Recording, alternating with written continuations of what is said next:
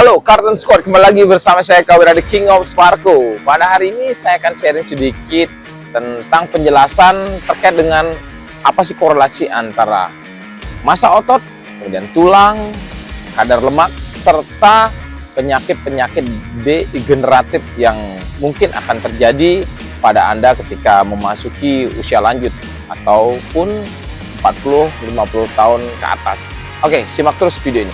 Cartoon Squad. Oke, Cartoon Squad, sebelumnya saya akan menjelaskan sedikit tentang elemen apa sih yang mempengaruhi komposisi tubuh kita ya. Komposisi tubuh saya ini, tubuh manusia, tubuh Anda, ataupun rekan-rekan yang lainnya. Jadi tubuh manusia itu dibentuk oleh 5 elemen. Yang pertama itu ada cairan ya. Cairan, kemudian di situ juga ada organ, kemudian ada tulang, kemudian ada lemak serta otot ya. Jadi 5 elemen inilah yang akan membentuk komposisi tubuh kita ya, ketika kita lahir sampai kita bertambah usia. Namun kelima elemen ini seiring dengan bertambahnya usia mengalami pasang surut. Ada yang naik, ada yang turun, bahkan ada yang stabil, ada yang rusak. Nah, seperti contoh, mungkin di umur 40 tahun ke atas sudah mulai kadar lemak kita naik, kepadatan tulang kita mulai menurun, kropos, gampang cedera. Nah, seperti itu ya. Apa sih penyebabnya ya? Apa sih penyebabnya ketika kita memasuki usia di atas 30 tahun ke atas, kita rentan terhadap apa yang saya sampaikan tadi. Jadi begini, teman-teman semuanya, Cartoon Squad, bahwasanya di sini yang memiliki peran yang penting di antara 5 elemen di sini adalah otot yang saya sebutkan terakhir. Kenapa? Kenapa sih massa otot? Makanya di sini saya berjudul apa sih korelasi massa otot ya dengan kekuatan tulang dan lainnya ya. Di sini otot memiliki peran yang sangat penting. Kenapa sih otot memiliki peran yang sangat penting? Karena ketika kita melatih otot kita ya, baik itu dengan latihan body weight training ataupun ke gym ya, angkat-angkat beban, eksternal beban atau beban dari luar, di sini akan merangsang otot kita untuk berkontraksi. Nah, ketika otot kita berkontraksi, maka di sini akan berpengaruh terhadap kekuatan tulang.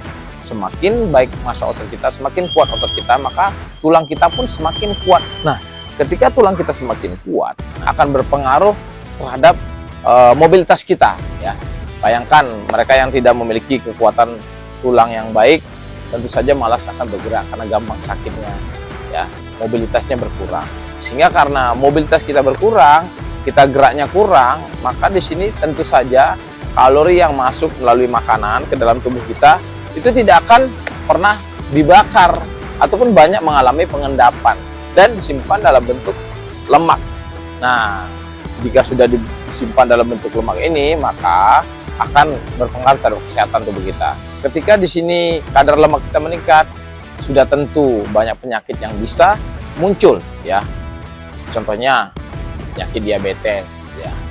Kemudian jantung, stroke, kanker, pokoknya segala bentuk penyakit yang degeneratif ataupun tidak menular. Nah, di sini sangat berbahaya terhadap kualitas hidup kita.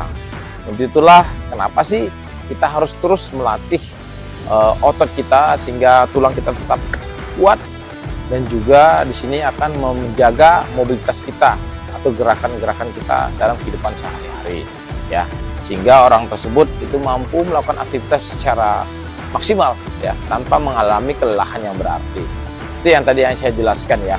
Sehingga jika diakumulasikan, jika sudah massa ototnya bagus, kuat ototnya, kemudian tulangnya juga sudah kuat juga ya, pasti sudah tentu kadar lemaknya akan menurun dengan adanya massa otot, tulang kuat, dan juga mobilitas kita bagus. Tentu saja di sini kadar lemak akan stabil ya, ataupun kalau kita overweight akan menurun ya, kalau kita rajin berolahraga atau terus melatih otot kita. Dan di sini tentu saja akan berdampak langsung terhadap organ tubuh kita. Kondisi organ tubuh kita pasti akan baik terus ya, baik meskipun usia lanjut tetap terjaga dengan baik. Dan juga cairan yang ada dalam tubuh kita akan seimbang ya.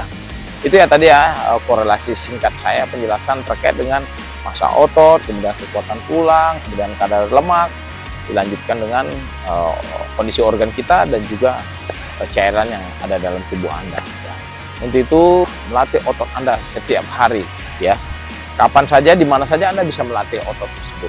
Memang sih mungkin Anda suka olahraga dengan mengklaim bahwa Anda suka olahraga, contohnya kardio saja Anda bisa sehat. Iya, karena kardio itu sasarannya yang seperti saya sampaikan di video sebelumnya adalah untuk melatih, untuk mempertahankan dan menguatkan otot jantung kita. Nah, ketika otot jantung kita ini sudah bagus, kemudian sudah kuat, tentu secara menyeluruh kardiovaskular kita juga akan baik.